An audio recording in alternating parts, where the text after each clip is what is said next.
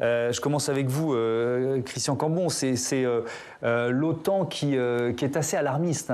L'OTAN s'attend à une attaque de grande envergure des troupes russes en Ukraine. Évidemment, nous, on se demande, est-ce qu'on peut encore éviter la guerre quand on lit une phrase pareille ? Sincèrement, je crois que cette fois-ci, ça va être très difficile. Ça va être très difficile parce qu'il y a une autre nouvelle qui vient de tomber cet après-midi. Le président Poutine a annoncé que dans son esprit, l'occupation de Donetsk et Lugansk, c'était les régions administratives. C'est-à-dire c'est 4 fois l'équivalent de ce qui était occupé dans les jours précédents. Ouais. Donc, d'ores et déjà... c'est-à-dire qu'il y avait, pardon de nous interrompre, on va regarder les cartes. Il y avait les cartes, c'est assez compliqué à bien comprendre. Il y avait effectivement 2 territoires qui étaient séparatistes, on va dire, et là, Poutine va encore plus loin, c'est ça ? Voilà, c'est environ 3 fois la superficie des républiques initiales telles qu'on les concevait il y a encore 3 jours, quoi. Ouais. Et donc ça veut dire que la politique d'occupation de proximité va continuer, et le piège que Poutine tend aux Ukrainiens et à l'Occident d'une manière générale, c'est si maintenant vous faites un pas, s'il y a le moindre blessé, j'avance et je fais rentrer les troupes, et voilà. Ouais. Donc on va... je ne vois pas franchement d'espoir à l'heure où nous parlons. Sylvain Kahn, vous êtes dans le même état d'esprit, c'est-à-dire que la machine malheureusement est enclenchée, vous diriez ça ?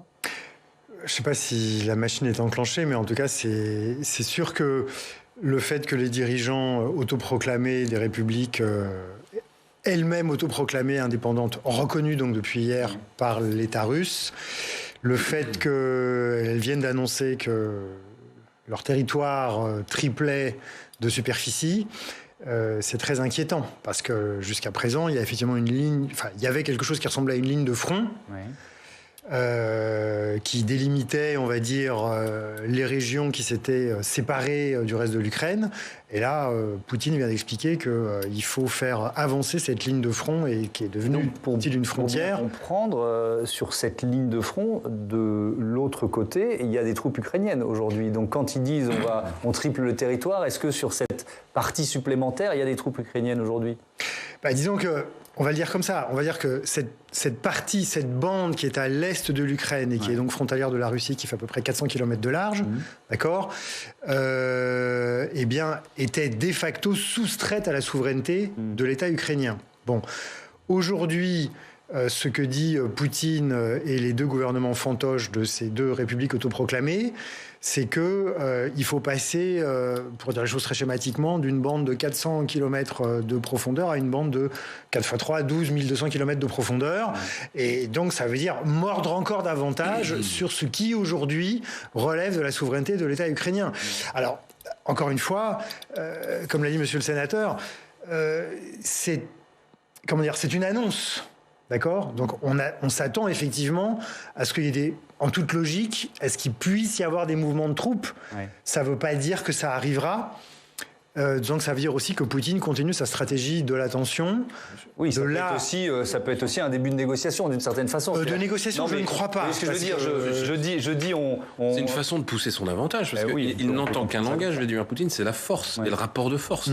Et il se trouve qu'il n'y a que lui qui use de la force. Puisqu'en face, la seule arme que développe pour l'instant le bloc occidental, c'était d'abord l'outil de la négociation et de la discussion, et maintenant c'est les sanctions économiques. Mais d'un point de vue militaire, tant que personne ne résiste, et c'est là où va se poser la question avec toute l'armée ukrainienne, la question de Poutine, c'est jusqu'où ne pas aller trop loin. Mais pour l'instant, il peut y aller, parce que personne... Oui, il peut y aller, vous avez raison de dire il peut y aller, mais il est vrai que si, imaginons, ce qui pour l'instant n'est pas le cas, que les armées russes franchissent ce qui est aujourd'hui la ligne de front de facto, ça veut dire qu'effectivement, à ce moment-là, tout le monde pourra parler, on va dire, d'une invasion de l'Ukraine, au sens de l'Ukraine qui, jusqu'alors, était... disons, indépendante ou sous souveraineté du gouvernement ukrainien. Donc là, il y a un casus belli au carré. Et du coup, ça veut dire que le gouvernement ukrainien serait très probablement amené à résister et à considérer qu'il y a une déclaration de guerre qui lui aurait été faite.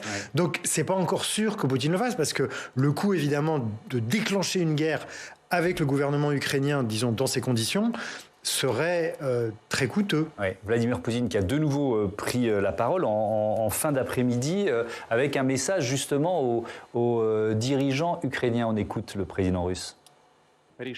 La meilleure solution à ce problème serait, pour que nos collègues des pays occidentaux ne perdent pas ce qu'on appelle la face, que les autorités actuelles de Kiev refusent elles-mêmes d'adhérer à l'OTAN et choisissent la neutralité. Christian Cambon, comment vous réagissez en entendant ça? On parle depuis plusieurs jours d'une finlandisation possible de l'Ukraine. C'est ce que Vladimir Poutine a en tête, ou alors c'est finalement il prêche le faux pour faire avancer, pour une espèce d'écran de fumée pour continuer d'avancer ses pions militairement en attendant? Ce que Poutine a en tête, c'est effectivement de mettre la main d'une manière ou d'une autre sur l'ensemble de l'Ukraine. Il faut quand même pas... L'ensemble de l'Ukraine? Oui, je pense. Alors ça prendra le temps que ça veut. Enfin, reprenons le discours d'hier. Ce n'est pas un État, ce sont des fantoches. Enfin, il faut relire ce qu'il a dit. Et il dit c'est un plan auquel j'ai réfléchi depuis longtemps. Cette décision mûrissait depuis longtemps. Donc on va avoir des périodes de tension, des périodes de calme, mais au fur et à mesure, on assiste déjà, depuis hier, on a déjà multiplié par 3 la zone théorique d'occupation de l'armée russe. Donc morceau par morceau, ça va commencer à bien faire. Or, c'est quand même pas à Poutine de dicter ce que doit faire le gouvernement ukrainien, alors que c'est lui qui l'agresse, quoi. Enfin, je veux dire, il y a des principes de souveraineté. Alors, dans ce cas-là, tout est ouvert et puis tout est permis. Amusons-nous Folleville, quoi. Voilà. Tout est permis, parce qu'il s'appuie sur un précédent de 2014, qui est quand même la Crimée. Et comme les Occidentaux, où il était soi-disant au banc des nations, où il y a eu tout un attirail de sanctions économiques. Et où vous avez vu Vladimir Poutine disparaître de la scène internationale? Non. Ça lui a pas empêché d'organiser la Coupe du Monde quelques temps plus tard. Ça l'a pas empêché de faire beaucoup de choses. Alors, c'est intéressant sur ce thème-là. On écoute François Hollande. Tiens, je vous propose d'avoir la réaction de l'ancien président français qui dit que Vladimir Poutine ne comprend que la force. C'est un peu ce que vous évoquiez tout à l'heure. François Hollande. Je rappelle qu'en 2014, quand il y a eu l'annexion de la Crimée et la guerre en Ukraine, nous avions, et j'étais donc président de la République, exclu la Russie du ce qu'on appelait le G8. Oui. Ce qui avait été pour Vladimir Poutine une vraie sanction, une vraie humiliation, car il ne raisonne qu'en termes d'humiliation ou de domination. Il faut être dur, ne jamais penser qu'on va le séduire, ne jamais penser que la diplomatie, avec des arguments logiques, avec des arguments de raison, la diplomatie va l'emporter. Il ne comprend que le rapport de force. Il y a 150 000 soldats russes, c'est ça, ce sont les chiffres que donnent les Américains en tout cas. En face, militairement, qu'est-ce qu'on a, Sylvain Kahn? Pour l'instant, on n'a que l'armée ukrainienne qui, bien que s'étant considérablement modernisée depuis 10 ans, est renforcée, notamment avec l'aide ou le soutien, on va dire, de certains gouvernements occidentaux, en particulier celui des États-Unis et celui du Royaume-Uni, en termes de matériel, en termes de formation. Il n'y a néanmoins... Bon, c'est pas rien l'Ukraine, c'est 44 millions d'habitants, c'est un territoire qui, avant toutes ces annexions, on va dire, était grand comme la France. Et c'est un peuple, pour autant qu'on puisse le comprendre et le savoir, est très très mobilisé. Donc, s'il doit y avoir une guerre, il y aura une résistance acharnée. Mais jusqu'à preuve du contraire, et d'après les indices dont nous disposons en ce moment, les Ukrainiens sont seuls, puisque quand bien même il y a une solidarité d'un certain nombre de pays, notamment les pays de l'OTAN, c'est une solidarité qui ne va pas jusqu'à dire... et on pourrait se poser la question, nous, ici, autour de cette table, sommes-nous prêts à envoyer les armées de l'OTAN soutenir... affronter l'armée russe si celle-ci dépasse la ligne de front actuelle. L'Occident l'a dit en plus, de manière particulièrement malhabile. On accueille Marie Mandras, bonsoir, bienvenue. Bonsoir. Politologue au CNRS, au CERI, professeur à Sciences Po Paris, bienvenue. Allez-y. L'Occident l'a déclaré, le président Biden a dit de toute façon il n'y aura pas d'intervention militaire. Donc c'est pas effectivement l'argument le plus fin pour faire peur à Poutine. Mais enfin, si vous dites, vous savez, je suis pas content près de vous, mais je vais pas vous taper. Donc il ne reste que les sanctions sanctions économiques. On va peut-être en dire un mot pour voir la faiblesse de l'arsenal de sanctions économiques que l'on a à disposer contre M. Poutine.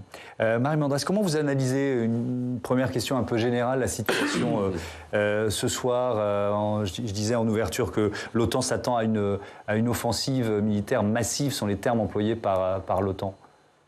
Oui, la première chose, c'est que ce que les Occidentaux font depuis plusieurs semaines, et qui est très sage, c'est de cesser de prendre Poutine au mot, puisqu'il ne nous sert quand même que des récits fabriqués, et il nous sert très souvent des récits complètement mensongers, par exemple sur l'histoire de l'Ukraine, et qu'il faut le prendre au fait. C'est-à-dire que analyser très clairement tout ce que fait l'armée russe, tout ce que font les autorités russes, combien de troupes ils déploient, et d'en déduire que tout est en place pour une offensive.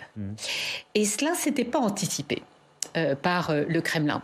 Et c'est là, ils ont un véritable décalage par rapport à notre rationalité, notre agilité, je dirais. On est quand même une grande alliance atlantique avec des pays très divers et nous avons développé des concepts de sécurité extrêmement différents de ceux de la Russie. Par exemple, pour nous, de plus en plus en Europe, la sécurité des personnes est plus importante que la sécurité d'une frontière. Donc, je crois que ce qui est vraiment intéressant, c'est de voir, d'abord de rappeler à tous ceux qui nous écoutent que Poutine est très isolé, qu'il a perdu complètement le sens des réalités, que les hommes qui sont autour de lui ont peur de lui parce qu'ils ne savent pas ce qu'il va faire dans l'heure qui suit. Donc cette confusion, cette imprévisibilité, cette absence de stratégie rationnelle, elle est vécue de manière encore beaucoup plus pénible en Russie même et évidemment en Ukraine. Attendez, oui. C'est une des premières fois que j'entends cette analyse-là. Vous dites que c'est une sorte de fuite en avant de Vladimir Poutine pour consolider ou maintenir son pouvoir, c'est ça? C'est pour plus que rester. La Russie éternelle, etc. Ah, mais bien sûr, mais ça fait des années que j'écris et que je le dis, donc bien sûr, c'est un. Donc c'est plus fragile qu'il n'en a l'air. Mais bien sûr, sinon pourquoi est-ce qu'il irait? Écoutez, soyons clairs. Poutine, en 2014, j'entendais que vous en parliez tout à l'heure, il a quand même osé essayer de mettre fin à un changement de régime pacifique en Ukraine, en appelant à la violence. Ensuite, en annexant la Crimée, qui était déjà de toute façon sous coupe militaire russe depuis longtemps. Et en allant plus loin, ce qui n'avait pas été prévu au départ. Moi, mes collègues russes, mes amis russes disaient, la Crimée, c'était dans les tiroirs depuis longtemps, mais alors là, aller rentrer dans les provinces du Donbass, pourquoi faire? Pour ensuite trouver des anciens criminels russes qu'on fait passer pour ukrainiens et qu'on appelle des séparatistes, faire des faux référendums, ensuite et faire des fausses républiques autoproclamées populaires, etc. Oui, mais ça, c'est plutôt une marque de force, ça, une de faiblesse. Mais qu'est-ce qu'il a obtenu? Un territoire supplémentaire. Oui. Mais non, mais ce qu'il faut bien comprendre, c'est qu'une fois qu'il a fait ça, comme il n'y avait pas de stratégie derrière, et que nous, pays occidentaux, et avec les Ukrainiens, nous avons réagi avec une extrême fermeté, les sanctions, une diplomatie solidaire, Poutine a été effectivement mis hors jeu de certaines enceintes multilatérales pendant 2-3 ans. Et ce qu'il a sauvé, ça a été l'annexion de la Crimée qui lui a valu un certain soutien populaire, mais qui n'a pas duré très longtemps. Ensuite, il était enferré dans cette occupation du Donbass. C'est ça qui est intéressant. C'est vraiment ça qui est intéressant. Je voudrais que la parole se distribue un petit peu. Et ça vous fait réagir? Oui. Ça me fait réagir au sens où moi je suis... je respecte tout à fait votre analyse, mais l'impression que l'on a, y compris du reste quand on a eu des contacts ici avec ses proches, moi j'étais à Saint-Pétersbourg, j'ai rencontré tous ses proches il y a quelques mois au moment du forum économique et tout ça, je veux dire, j'ai pas l'impression que les sanctions, ce régime de sanctions et cet isolement dans lequel on tente de le confiner, le touche véritablement. L'ambassadeur russe à Stockholm dit « j'en ai rien à foutre, nous en avons rien à foutre des sanctions ». Et quel est l'effet quand vous regardez? Ils achetaient du blé, ils sont maintenant les premiers exportateurs de blé, pas de sanctions. Vous regardez sur les transactions, on les menace de SWIFT, de suspendre le système de transactions financières. Ils vont immédiatement monter, y compris en s'appuyant sur la Chine avec le yuan. Il y a déjà un système qui est en train de se mettre en place. Ça va fonctionner. Les transactions économiques en dollars, c'était 80%, c'est 10% maintenant. En Russie. Donc il a fait évoluer son économie. Il a fait passer son stock d'or de 240 tonnes à 2600 tonnes d'or. Donc après, il dit qu'est-ce que vous voulez faire. À chaque fois qu'on l'a privé en matière agroalimentaire, ce qui a durement touché nos agriculteurs. Mais là, nous parlons d'une menace de guerre quand même. Oui, mais enfin, je parle de toute la période des sanctions, parce que ça semblait dire que les sanctions l'ont isolé. Je pense qu'il est très content, isolé comme ça. Et maintenant, il va s'adresser à la Chine. Pas sûr que le couple fasse bon ménage éternellement. Ça, c'est un autre sujet. Mais je pense que malheureusement, on utilise pour l'instant des sabres de bois. On va consacrer du temps aux sanctions décidées notamment par l'Europe. Mais Sylvain Cane, sur la fragilité, moi je reprends cette thèse intéressante de Marie Mandras sur la fragilité de Vladimir Poutine. Comment est-ce que vous êtes sur la même ligne? Comment vous le percevez, ça? D'abord, moi je suis, si j'ose dire, Marie Mandras est une très grande chercheuse sur la Russie et moi j'essaye modestement de comprendre comment fonctionne l'Union européenne. Donc je suis de l'autre côté, hein, et sur la même ligne, oui. On est sur la même ligne de front, mais voilà.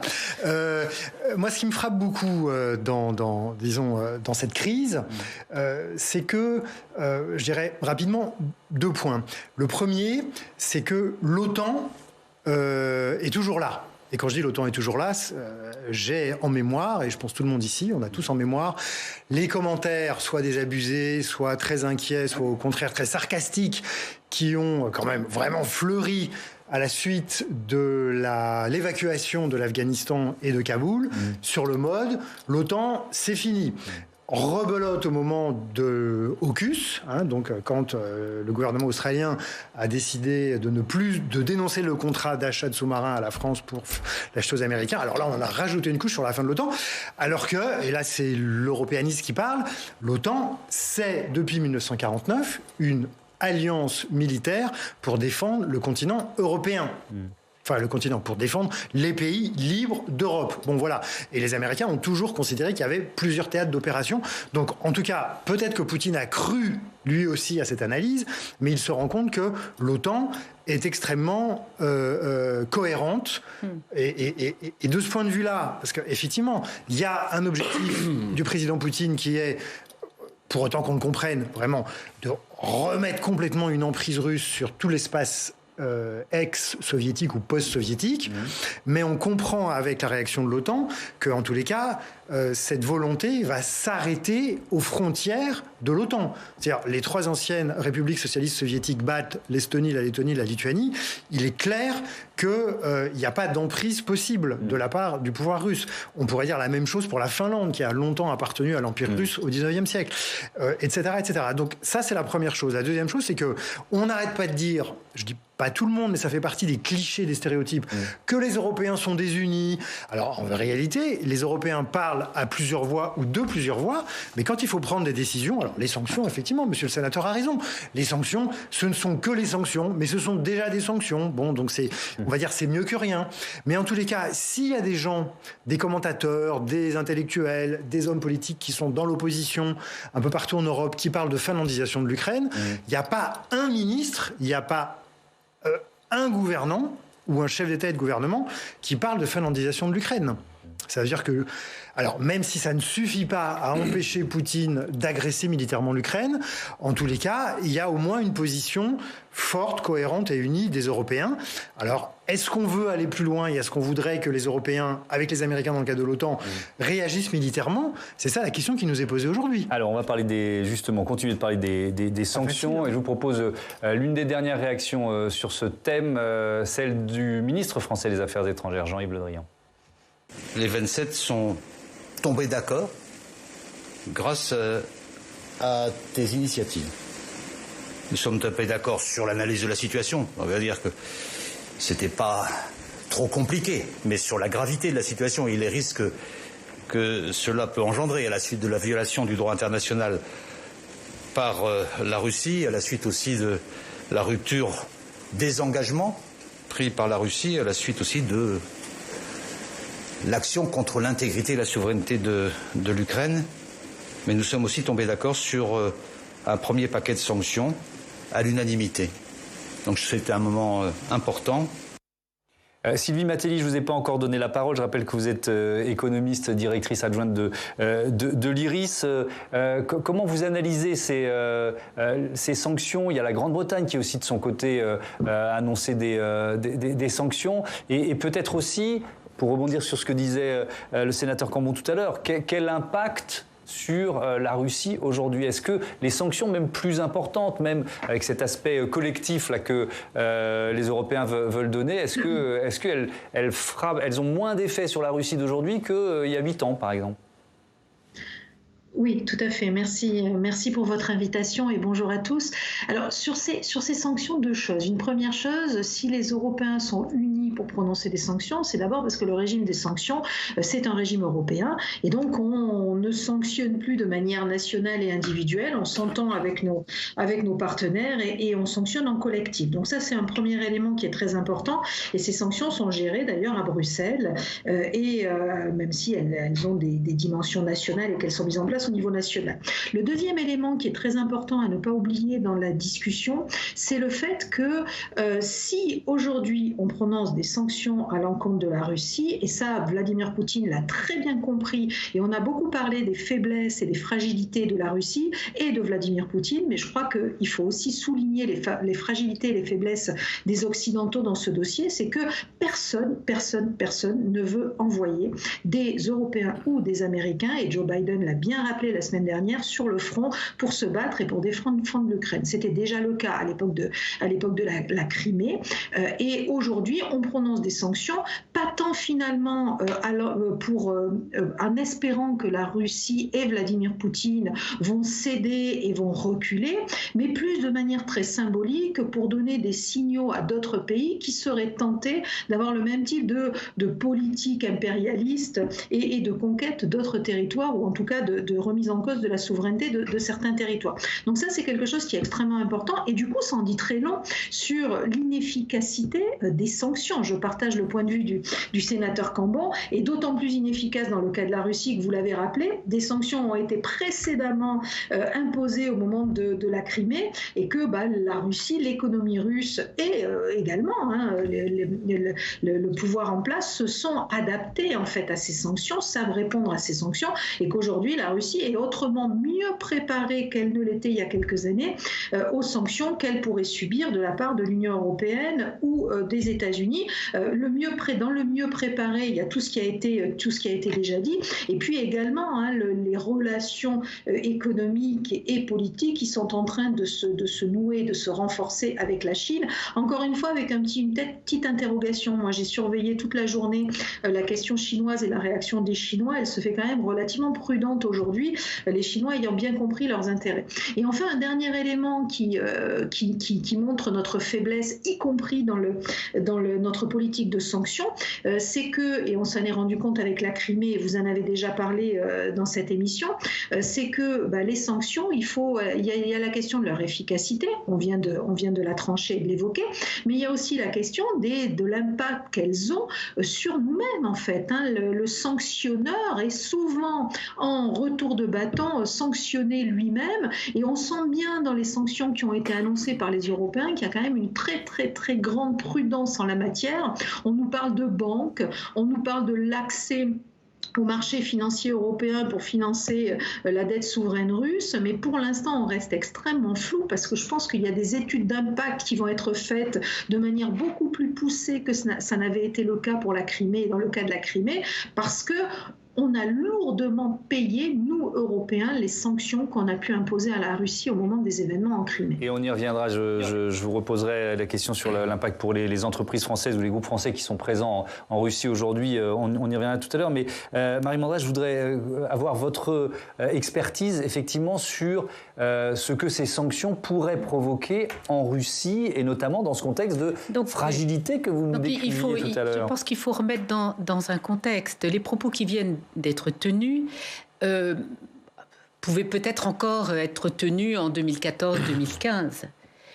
Mais les sanctions ont énormément changé et évolué ces dernières années, et elles ne sont d'ailleurs pas que prises par l'Union européenne, mais par tous les gouvernements démocratiques, Japon, Australie, Canada, États-Unis, et que les sanctions dont nous parlons depuis 3-4 ans et aujourd'hui, ce sont des sanctions ciblées contre les élites dirigeantes russes et contre tous leurs moyens financiers.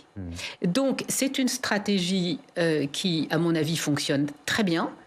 Et si vous avez regardé l'incroyable théâtre hier soir au Kremlin, oui, vous avez vu avec les hommes et la femme qui sont censés diriger les principaux organes et institutions de la Fédération de Russie et qui tremblaient devant Poutine parce que, comme ils ne savent pas ce que Poutine va décider une heure plus tard ou ne pas décider, etc.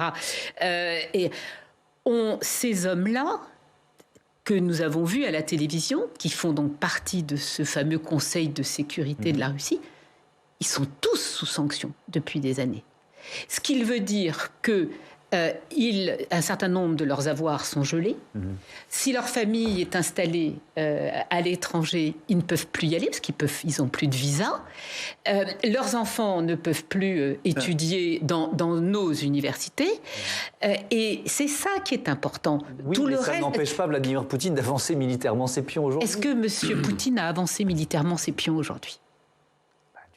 Quand même, non mais excusez-moi, mais je comprends bien que je vais à contre-courant de ce que vous avez dit, monsieur le sénateur. Et donc j'essaye justement d'expliquer. J'ai commencé en vous disant, nous ne prenons plus monsieur Poutine au mot, nous le prenons au fait. Donc aujourd'hui, il a en effet, par la reconnaissance de l'ensemble des provinces de Donetsk et Lugansk, et pas seulement le tiers de ces territoires qui est occupé par des séparatistes, entre guillemets, soutenus par l'armée russe depuis 2014. C'est de fait une déclaration de guerre, puisqu'il jette aux orties les accords de Minsk, alors que s'il avait dit « nous ne reconnaissons que les républiques autoproclamées », etc. Donc, il fait une déclaration de guerre qui lui vaut des sanctions, où là je suis en total désaccord avec ce qui a été dit, qui justement met Poutine en grande difficulté, de plus en plus isolé au sein des élites, c'est-à-dire qu'il fait peur à ses propres élites. Et surtout, il a envoyé cette fois-ci des troupes avec des insignes, c'est-à-dire c'est plus les petits hommes verts de 2014, qui donc sont dans cette partie du Donbass occupée. Est-ce qu'ils vont lancer une offensive majeure pour rentrer en territoire ukrainien sur 100 km, 200 km? Nous n'en savons rien. Parce que le problème de Vladimir Poutine est que c'est un homme donc qui se sent assiégé, qui ne veut pas tomber, et il prend un risque majeur en faisant ça, c'est le risque de perdre cette guerre. Et il faut bien le comprendre. Ce n'est pas parce que les pays de l'OTAN ne vont pas envoyer des hommes boots on the ground, comme on dit en américain, que nous ne sommes pas un vrai soutien sécuritaire à l'Ukraine, au Biélorusse, à la Géorgie, etc. Donc il faut avoir une vision un petit peu, que j'appellerais presque obsolète, de la guerre. Alors je vais vous donner la parole, sénateur Cambon, mais je vous propose d'entendre une autre réaction, celle du ministre ukrainien des Affaires étrangères. C'était il y a moins d'une heure, Dmytro Kuleba. C'est pour rebondir sur ce que vous venez de dire. Il lance un appel à l'Union européenne. Écoutez. J'ai appelé l'UE à mettre de côté toutes les hésitations, toutes les réticences et le scepticisme qui existent dans la capitale européenne et à donner à l'Ukraine la promesse d'une future adhésion à l'Union européenne. La meilleure décision stratégique que l'Europe puisse prendre à l'heure actuelle est de prendre littéralement l'Ukraine à son compte. C'est intéressant, Christian Cambon, parce que c'est vraiment, on est dans des enjeux de long terme, quoi. C'est ancrer l'Ukraine dans l'Europe.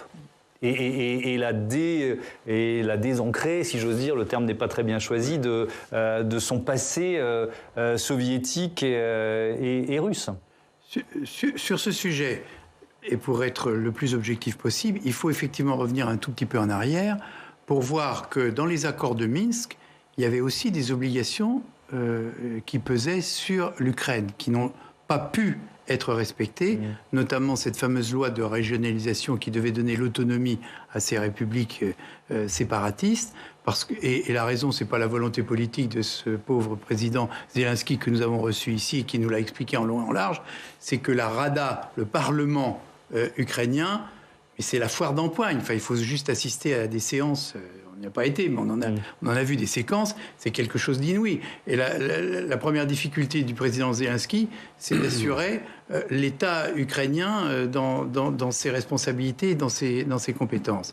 Je pense que c'est un vrai sujet parce que un certain nombre de voix s'élèvent maintenant pour dire l'Ukraine aurait pu faire un effort. On vous avait demandé de respecter ses engagements. Et Ils ont respecté leurs engagements, mais pas les Russes.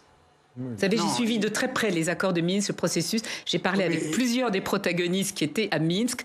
La régionalisation n'est pas en place. Oui, mais les accords de Minsk que j'ai lus dans toutes les langues et que je connais par cœur disent aussi que pour avoir des élections dans ces territoires occupés, il faut qu'il y ait un retrait des troupes étrangères. Et bien sûr, les Russes ont essayé d'imposer une lecture de Minsk qui était non, il faut d'abord retirer ces deux républiques à l'Ukraine et après on retirera nos troupes.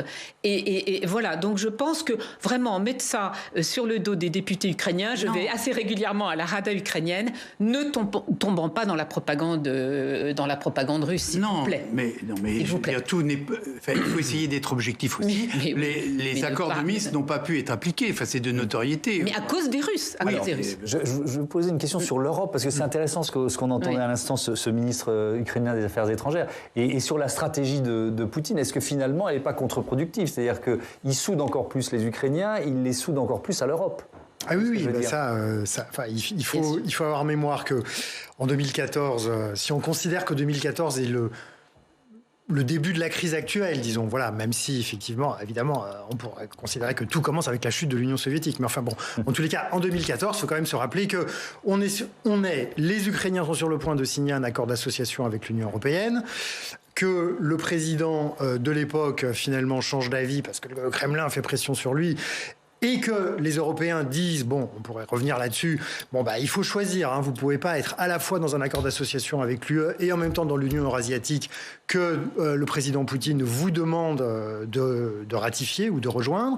Donc, il y a une révolution populaire, démocratique, dite de Maïdan, changement de régime, Et puis finalement, on passe sur les détails, cet accord d'association entre l'UE et l'Ukraine, il a fini par être signé.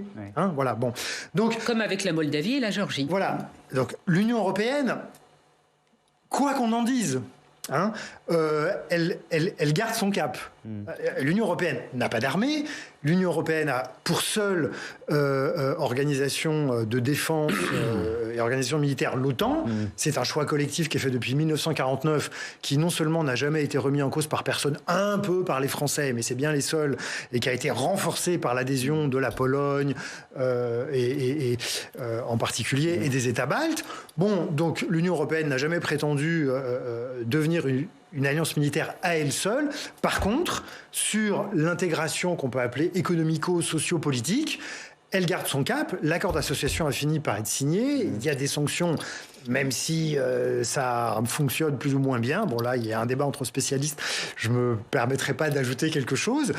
Et donc, très logiquement, le gouvernement ukrainien, qui sait être soutenu à ce sujet par entre 60 et 75% de son opinion publique, dit bon, on a bien compris qu'on n'allait pas rentrer dans l'OTAN, bon, mais au moins qu'on rentre dans l'UE. Et ça, Poutine, c'est probablement, je parle sous le contrôle de Marie Mandras, c'est probablement ce qu'il craint le plus. C'est-à-dire, à force de dire les Ukrainiens et les Russes, c'est le même peuple, donc il n'y a pas de raison qu'il y ait deux pays. Et puis si finalement il y a ce soi-disant pays qui n'en est pas un, qui devient une démocratie et qui rentre dans l'Union européenne avec tout ce que ça veut dire, c'est-à-dire l'état de droit, les libertés individuelles qui sont placées au cœur de la société, alors à ce moment-là, si c'est les mêmes, pourquoi ça ne serait pas aussi le cas en Russie ? Il n'y a pas de raison. Vous voyez ce que je veux dire ? Si l'Ukraine peut rentrer dans l'UE, devenir une démocratie, un état de droit, ça veut dire que la Russie peut le faire aussi si on suit Poutine. Donc il faut surtout empêcher, moi c'est ce que je comprends de la stratégie de Poutine, pour autant qu'on puisse en comprendre quelque chose. Moi, ce que je comprends, c'est qu'en tous les cas, il veut surtout éviter qu'il y ait ce genre de déclaration de la part du ministre d'un gouvernement légitime et démocratique. Pas la démocratisation de l'Ukraine ou de la on peut dire ça comme ça. Je sais bien que l'Ukraine, c'est pas encore un modèle de démocratie, qu'il y a encore beaucoup de corruption, mais enfin bon, après tout, nous dans l'UE... Ça va beaucoup mieux qu'en Russie. Voilà, on a la Hongrie d'Orban, on a les Polonais du PiS qui écornent l'état de droit, enfin bon, voilà. De toute façon, si l'Union européenne est une démocratie pure et parfaite, ça se saurait. Mais... on n'est pas un peuple de rois, comme disait Rousseau, donc, ou de Dieu, donc c'est déjà formidable tout ce qu'on fait. Une dernière question, franco-centrée, Sylvie Matelli, sur les grands groupes français qui sont présents en Russie. Est-ce qu'ils peuvent souffrir d'éventuelles contre-sanctions et comment il faut imaginer la suite là ? Ils peuvent déjà souffrir des sanctions, ça c'est certain, parce que les sanctions leur empêchent un certain nombre d'activités et de collaboration avec des acteurs économiques en Russie. Donc ça c'est un fait. Simplement, ils ont déjà vécu les sanctions de 2014 et bien évidemment, il y a déjà des coopérations, des contrats qui ont été largement pénalisés. Ils ont déjà l'habitude de ça avec des entreprises qui ont renoncé à un certain nombre de contrats qu'elles avaient en Russie. Et des acteurs économiques, on parlait tout à l'heure des agriculteurs qui ont qui ont vu baisser très nettement leurs exportations à destination de la Russie. Donc ça, c'est un élément qui est clair, et c'est ce que j'ai expliqué tout à l'heure, c'est que je n'étais pas là pour me positionner sur faut-il sanctionner ou pas sanctionner, c'est pas mon sujet. Moi, ce sur quoi je travaille, c'est la performance des sanctions. Donc ce qui m'intéresse, c'est de savoir est-ce qu'elles vont avoir un impact ou pas, et ce que je disais, c'est qu'elles ont un impact qui est relativement limité par rapport à l'objectif qui est fixé, faire reculer Vladimir Poutine et la Russie. On l'a vu en Crimée, ça n'avait pas reculé. Et le deuxième élément, c'est l'attention qui doit être portée et qui est portée très nettement. J'interprète le flou des sanctions qui ont été annoncées comme un travail qui est fait derrière pour mesurer l'impact des sanctions sur notre économie. C'est l'impact que les sanctions vont avoir en retour sur nos économies et nos acteurs économiques. Vous avez un certain nombre d'entreprises dans le secteur de l'énergie, dans le secteur de l'aéronautique et du spatial. Je parlais tout à l'heure des agriculteurs. Ce sont très clairement aujourd'hui les secteurs qui ont déjà été pénalisés par les sanctions précédentes et qui risquent d'être pénalisés par les sanctions à venir. Alors avec peut-être une nouveauté, le fait qu'on cible très clairement le secteur financier. Alors pour une simple et bonne raison, c'est que sur le secteur d'économie réelle, on s'aperçoit qu'on paye un prix fort. Sur les sanctions ciblées qui existent quand même depuis 30 ans et qui sont prononcées depuis plusieurs années à l'encontre de la Russie, c'est pas du tout nouveau ce qu'on est en train de mettre en place. Sur les sanctions ciblées, elles ont eu assez peu d'effets en réalité. Elles ont gêné, oui, quelques dignitaires russes, mais elles ont eu assez peu d'effets et on tente aujourd'hui la sanction financière. Pardon de vous interrompre. Merci beaucoup Sylvie Matelli. Merci à tous d'avoir participé à ce débat. Sylvain Kahn, je rappelle le titre de ce livre, Histoire de la construction de l'Europe depuis 1945 aux presses universitaires de France. Merci Mathieu, à demain. On se retrouve demain pour un nouveau numéro de Sens Public. Et puis ne ratez pas sur notre antenne, Oriane Mancini dans Bonjour chez vous reçoit Patrick Kanner demain, le sénateur PS du Nord, président du groupe PS ici au Sénat. Bonne soirée.